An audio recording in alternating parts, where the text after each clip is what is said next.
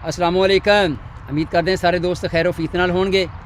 तो जनाब तुसी आप साड़ा पिछे कनोला देख रहे हो कि सुक्या पिया, एक बड़ी ढेरी लगी आ, बाकी खेत दे विच ढेरियां जड़ियां ना खिलरियां पईयां हले।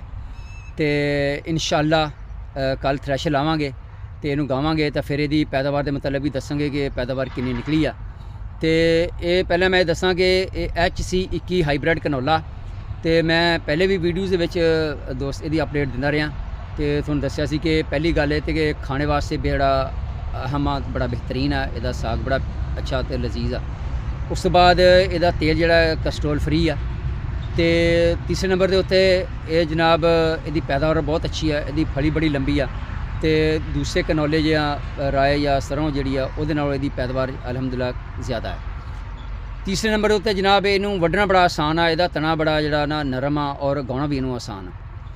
अच्छा हुण क्योंकि मैं पहली दफ़ा बीजा इनू तो बड़े तजर्बात हासिल होए और तजर्बात जिहड़े ने मैं अपने किसान दोस्तों नाल शेयर करांगा ताकि उन्होंने भी कोई फ़ायदा हासिल हो सके।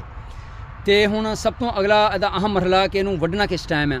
तो बास दोस्त कहते कि इनू हरे हरे वड्ढना चाहिए है, किरदा बड़ा है, इस कोई शक नहीं है किरदा बहुत आ, लेकिन किरदा उदों जिस वक्त ये सुक जाता।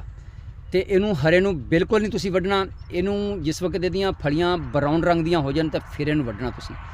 ये बड़ा चिड़े किस्म का और इनू कुछ नहीं होंदा, जिद्दां मर्जी इहदियां फलियां एक दूजे फसियां होण इनू खिच्चो जो मर्जी करो बिल्कुल नहीं करेगा। ये जिस वक्त बिल्कुल खुश्क हो जाता ना फिर करदा। यह हुण गौणे के मरहले ते आया, खुश्क होया पिया वा। हुण जनाब ये कहंदा कि मेरे तो परे परे हो जा, मैनू हत्थ ना लाओ। ये इन्ना खुश्क होया कि इन्ना हुण करदा है। इस वास्ते जिस वक्त ये ब्राउन जा हो जाए इनू वड्डो, वड्ड के तो फिर इनू ना तुसी खेत के दरम्यान दे विच अगर तुहाडे कोल इन्ने वसाइल है, पलियां वगैरह तप्पड़ वगैरह बिछा बचूगे ना, तुसी इनू कट्ठा कर दो। तो 3-4 दिन कट्ठा होया रहे तो ये अपने फिर दाबू के नाल ही ना सुक जाए, फिर इनू गालो तुसी।